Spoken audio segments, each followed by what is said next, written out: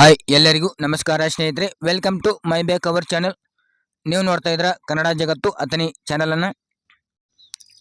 ಇವತ್ತಿನ ವಿಷಯ ಏನಪ್ಪಾ ಅಂತಂದ್ರೆ ಸ್ವಯಂ ಉದ್ಯೋಗ ನೇರ ಸಾಲ ಯೋಜನೆ. ಓಕೆನಾ. ಇದರಲ್ಲಿ ನಿರುದ್ಯೋಗಿ ಯುವಕ ಮತ್ತು ಯುವತಿಯರಿಗೆ ಏನಪ್ಪಾ ಅಂತಂದ್ರೆ ಸ್ವಂತವನ್ನ ಉದ್ಯೋಗ ಮಾಡೋದಕ್ಕೆ ನಿಮಗೆ ಅರ್ಜಿಗಳನ್ನ ಆಹ್ವಾನವನ್ನ ಮಾಡಲಾಗಿದೆ. ಇನ್ನು ನಿಮಗೆ ಘಟಕ ವೆಚ್ಚ ಬಂದ್ಬಿಟ್ಟು 1 ಲಕ್ಷದಿಂದ ಶುರುವಾಗುತ್ತೆ.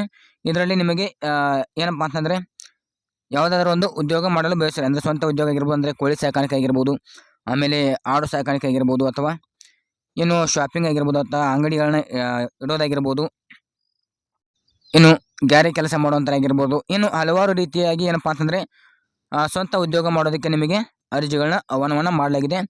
ಏನು ಇದಕ್ಕೆ ಬೇಕಾಗುವಂಥ ದಾಖಲಾತಿಗಳೇನು ಮತ್ತು ಅರ್ಜಿ ಸಲ್ಲಿಸೋಕ್ಕೆ ಕೊನೆಯ ದಿನಾಂಕ ಏನು ಮತ್ತು ಯಾರೆಲ್ಲ ಈ ಒಂದು ಯೋಜನೆಗೆ ಅರ್ಜಿಗಳನ್ನ ಸಲ್ಲಿಸಬಹುದು ಅಂತ ಈ ಒಂದು ವಿಡಿಯೋದಲ್ಲಿ ನೋಡ್ತಾ ಹೋಗೋಣ. ಅದಕ್ಕೂ ಮೊದಲು ನೀವೇನಾದರೂ ಮೊದಲ ಬಾರಿ ನಮ್ಮ ಚಾನಲ್ ನೋಡ್ತಾ ಇದ್ರೆ ಈ ಕೂಡಲೇ ಸಬ್ಸ್ಕ್ರೈಬ್ ಮಾಡ್ಕೊಂಡು ಅಂತ ಹೇಳ್ತಾ ಬನ್ನಿ ನೋಡ್ತಾ ಹೋಗೋಣ. ಓಕೆ, ಇಲ್ಲಿ ನೋಡ್ತಾ ಇರ್ಬೋದು ಅರ್ಜಿಯನ್ನು ಯಾರೆಲ್ಲ ಸಲ್ಲಿಸೋಕೆ ಅರ್ಹರಾಗಿರ್ತಾರೆ ಅಂತ ನೋಡೋದಾದ್ರೆ ಹಿಂದುಳಿದ ವರ್ಗಗಳಾದಂಥ ಪ್ರವರ್ಗ 1 ಮತ್ತು 2A ಮತ್ತು 3A ಮತ್ತು 3B ಏನಪ್ಪ ಅಂತ ಯುವಕರು ಅಥವಾ ಯುವತಿಯರು ಅರ್ಜಿಗಳನ್ನ ಸಲ್ಲಿಸಬಹುದು. ಈ ಒಂದು ವರ್ಗಕ್ಕೆ ಸೇರಿದಂಥ ಅಭ್ಯರ್ಥಿಗಳು. ಇನ್ನು ವಯೋಮಿತಿ ನೋಡೋದಾದ್ರೆ ನಿಮಗೆ ಕನಿಷ್ಠ 18ರಿಂದ ಗರಿಷ್ಠ 55 ವಯಸ್ಸನ್ನು ನಿಗದಿಪಡಿಸಿದ್ದಾರೆ. ಇನ್ನು ವಿದ್ಯಾರ್ಥಿಗೆ ಸಂಬಂಧಪಟ್ಟಂತೆ ನೋಡೋದಾದ್ರೆ ಕನಿಷ್ಠ 7ನೇ ತರಗತಿ ಅಥವಾ 10ನೇ ತರಗತಿಯನ್ನು ಪಾಸ್ ಆಗಿರಬೇಕು ಅಂತ ಹೇಳಿದ್ದಾರೆ. ಓಕೆನಾ. ಇನ್ನು ಸಾಲದ ವಿವರ ನೋಡೋದಾದ್ರೆ ನಿಮಗೆ ಘಟಕ ವೆಚ್ಚ ಬಂದ್ಬಿಟ್ಟು 1 ಲಕ್ಷ ರೂಪಾಯಿ ಸಿಗ್ತೇವೆ. ಓಕೆನಾ. 1 ಲಕ್ಷದಿಂದ 2 ಲಕ್ಷ ರೂಪಾಯಿ ಇಲ್ಲಿ ಸಿಗ್ತಾ ಹೋಗುತ್ತೆ. ಇನ್ನು ನಿಮಗೆ ಸಹಾಯಧನ ಬಂದ್ಬಿಟ್ಟು 20,000 ರೂಪಾಯಿ, ಆಮೇಲೆ ಇಲ್ಲಿ 30,000 ರೂಪಾಯಿ ಅಂತ ಹೇಳಿದ್ದಾರೆ. ಇನ್ನು ಸಾಲದ ಮೊತ್ತ ನೋಡೋದಾದ್ರೆ ನಿಮಗೆ 80,000 ರೂಪಾಯಿ ಸಾಲದ ಮೊತ್ತ ಸಿಗುತ್ತೆ. ಇನ್ನು 1,70,000 ರೂಪಾಯಿ ಗರಿಷ್ಠವಾಗಿ ನಮಗೆ ಸಾಲದ ಮೊತ್ತ ಸಿಗ್ತಾ ಇರುವಂಥದ್ದು. ಓಕೆನಾ.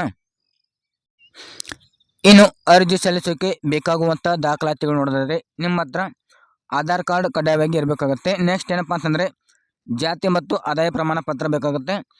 ಇನ್ನೊಂದು ನಿಮ್ಮ ಒಂದು ಶೈಕ್ಷಣಿಕ ಅಂಕಪಟ್ಟಿ ಅಂದರೆ ನಿಮ್ಮ ಒಂದು ಮಾರ್ಕ್ಸ್ ಕಾರ್ಡ್ ಬೇಕಾಗುತ್ತೆ. 7ನೇ ತರಗತಿ ಅಥವಾ 10ನೇ ತರಗತಿ ಒಂದು ಮಾರ್ಕ್ಸ್ ಕಾರ್ಡ್ ಬೇಕಾಗುತ್ತೆ. ಇನ್ನು ಬ್ಯಾಂಕ್ ಖಾತೆ, ನಿಮ್ಮ ಹತ್ರ ಬ್ಯಾಂಕ್ ಖಾತೆ ಇರಲೇಬೇಕಾಗುತ್ತೆ. ಇನ್ನು ನೆಕ್ಸ್ಟ್ ಬಂದುಬಿಟ್ಟು ರೇಷನ್ ಕಾರ್ಡ್ ಸಂಖ್ಯೆ. ಓಕೆನಾ. ನಿಮ್ಮ ಹತ್ರ ರೇಷನ್ ಕಾರ್ಡ್ ಸಂಖ್ಯೆ ಇರಬೇಕಾಗುತ್ತೆ.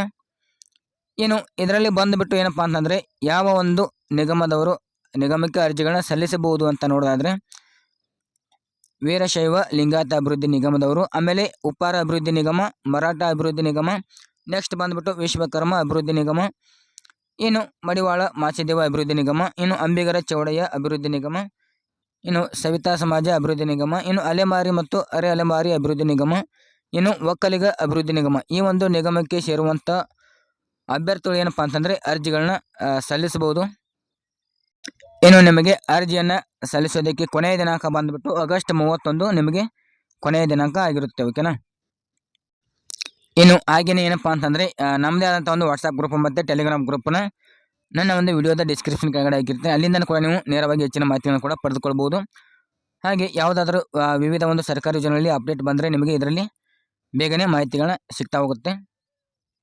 ಇನ್ನು ಇದರಲ್ಲಿ ಅಭ್ಯರ್ಥಿಗಳು ಏನಪ್ಪ ಅಂತಂದರೆ ಆಯಾ ನಿಗಮಕ್ಕೆ ಸಂಬಂಧಿಸಿದಂತೆ ನೀವು ಸೇವಾ ಸಿಂಧು ಪೋರ್ಟಲ್ನಲ್ಲಿ ಅರ್ಜಿಗಳನ್ನ ಸಲ್ಲಿಸಬಹುದು, ಅಥವಾ ನಿಮ್ಮ ಒಂದು ಹತ್ತಿರದಲ್ಲಿರುವಂಥ ಗ್ರಾಮವನ್ನ ಆಗಿರ್ಬೋದು, ಆಮೇಲೆ ಕರ್ನಾಟಕವನ್ನು, ಆಮೇಲೆ ಬೆಂಗಳೂರನ್ನು ಕೇಂದ್ರಗಳಿಗೆ ಅಥವಾ ಸೈಬರ್ ಸೆಂಟರ್ಗೆ ಹೋಗಿಬಿಟ್ಟು ನೀವು ಅರ್ಜಿಗಳನ್ನ ಕೂಡ ಸಲ್ಲಿಸಬಹುದು ಅಂತ ಹೇಳ್ತಾ, ಓಕೆ, ಈ ಒಂದು ವಿಡಿಯೋದಿಂದ ನಿಮಗೆ ಮಾಹಿತಿ ಸಿಕ್ತು ಅಂತ ಅನ್ಕೋತೀನಿ. ಈ ಒಂದು ವಿಡಿಯೋ ನಿಮಗೆ ಇಷ್ಟ ಆದರೆ ಹಾಗೆ ಲೈಕ್ ಮಾಡಿ, ಕಮೆಂಟ್ ಮಾಡಿ, ಶೇರ್ ಮಾಡಿ ಅಂತ ಹೇಳ್ತಾ ಈ ಒಂದು ವಿಡಿಯೋನ ಇಲ್ಲಿಗೆ ಎಂಡ್ ಮಾಡ್ತಾ ಇದ್ದೀನಿ.